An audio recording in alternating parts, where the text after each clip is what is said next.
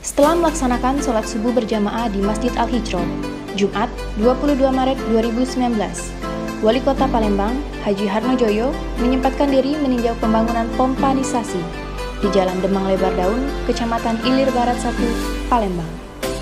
Wali Kota Palembang mengharapkan ke depan, setiap kolam retensi akan dilengkapi dengan sistem pompanisasi untuk menanggulangi banjir. Orang nomor 1 di Kota Palembang ini juga mengucapkan terima kasih kepada Balai Besar Wilayah Sungai Sumatera 8 yang menjawab isu banjir di seputaran kolam retensi di Jalan Demang Lebar Daun, Kota Palembang. Ada ruang terbuka, ruang publik yang bisa masyarakat bermain di sini, bisa jogging di sini nanti bisa jogging, dan ini juga nanti akan kita dalami lagi kurang lebih 2 meter. Jadi total kedalaman retensi ini 4 meteran. Dengan